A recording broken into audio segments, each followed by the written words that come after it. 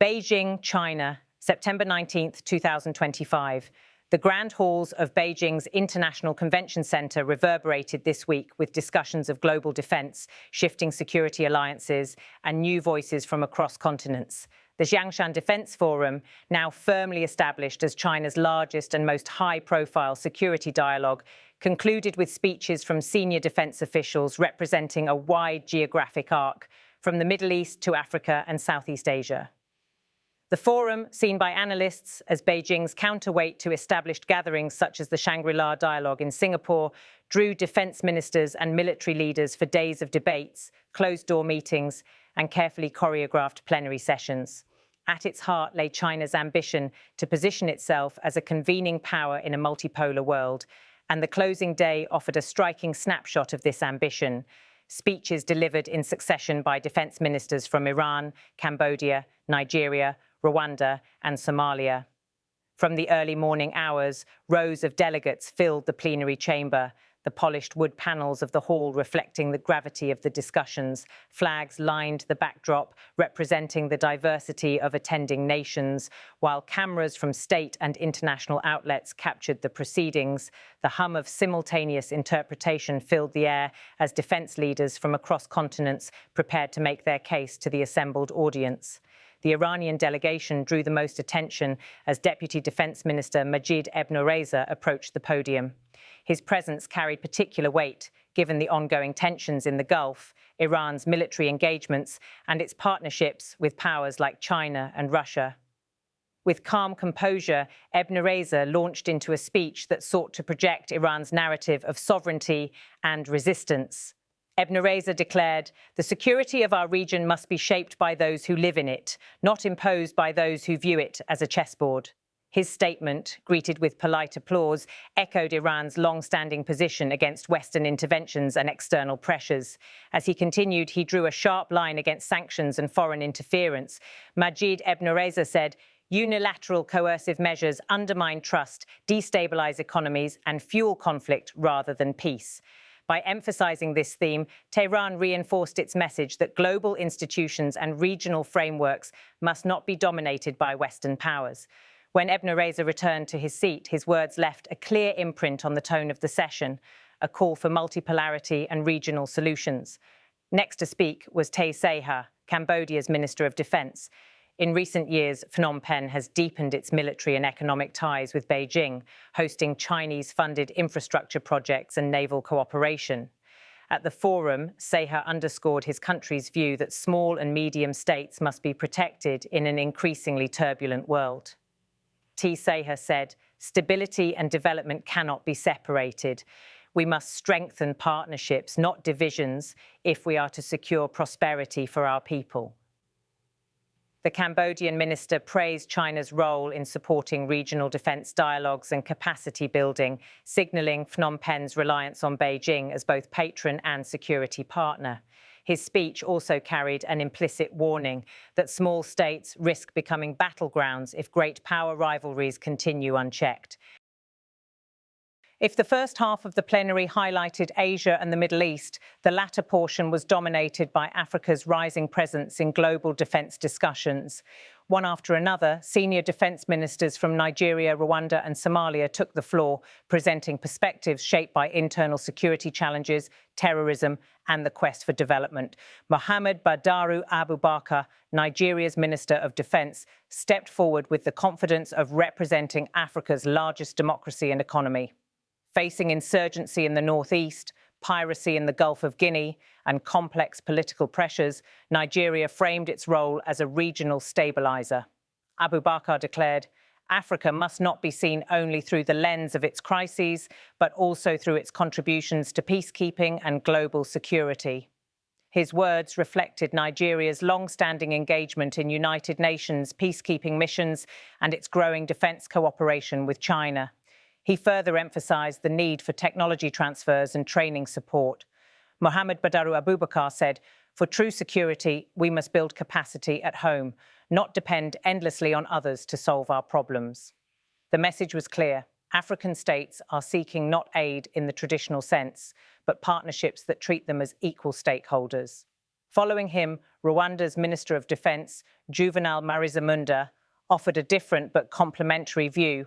Known for Rwanda's disciplined military and its prominent role in African peacekeeping missions, Marizamunda stressed the importance of post-conflict recovery and institutional resilience. Marizamunda stated, "Security is not only the absence of war, it is the building of trust, institutions and opportunity." His speech, though measured, carried moral authority, reminding delegates that Rwanda's history of tragedy and recovery continues to inform its approach to global security. Lastly, Ahmed Mualim Fiki, Somalia's Minister of Defense, rose to the podium. Representing a nation still confronting the legacy of decades of conflict and the ongoing fight against al-Shabaab militants, Fiki used his time to appeal for greater international cooperation in combating terrorism. Ahmed Mualim Fiki said, "Terrorism knows no borders. Our struggle in Somalia is part of a wider struggle for humanity's security." His remarks underscored the fact that Africa's challenges, whether terrorism, piracy or state fragility, cannot be confined within national boundaries. Instead, they demand sustained engagement from global powers, including China. Although Chinese officials themselves kept a lower profile during these final speeches, their influence was unmistakable. By hosting voices from Iran, Cambodia, and multiple African nations, Beijing showcased its ability to convene perspectives that often feel sidelined in Western-dominated forums.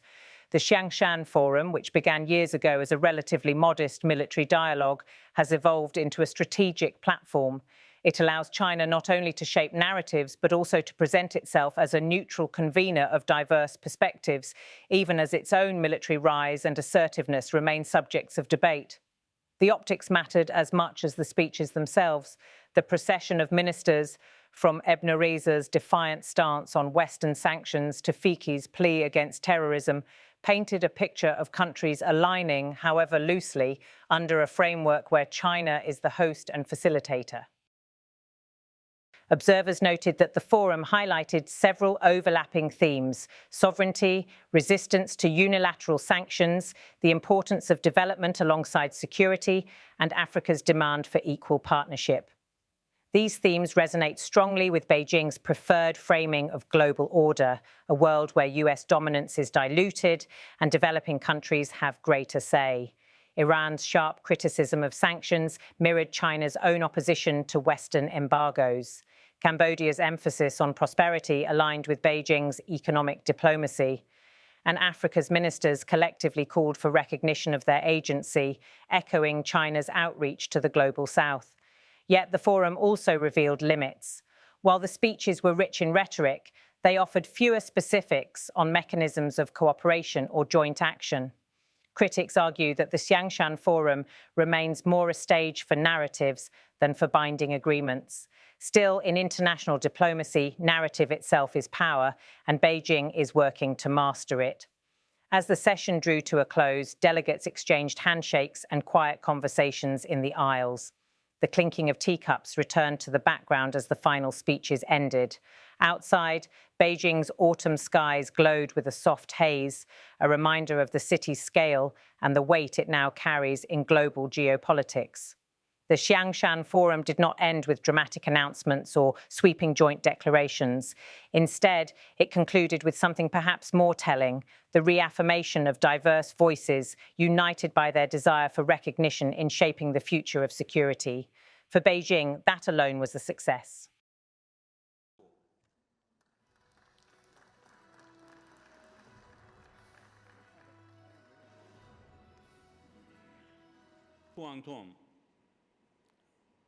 دوم در بعد اقتصادی 建立一个新的国际秩序，并提出了感谢伊本里萨准将的发言。他的发言。China, I have a question for Lieutenant General Eric Pelter. 的国际秩序造成的，并非是我新兴力量造成的。第二。 Brigadier General Ahmed al-Shami, Palestinian Deputy Prime Minister and Minister of National Defense, Cambodia.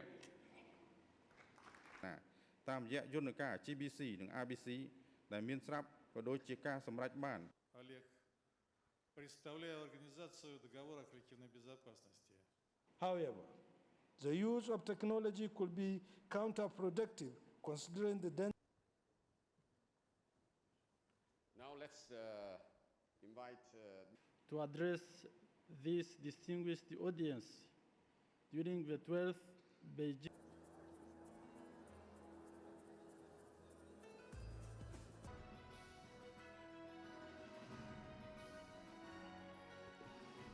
خير.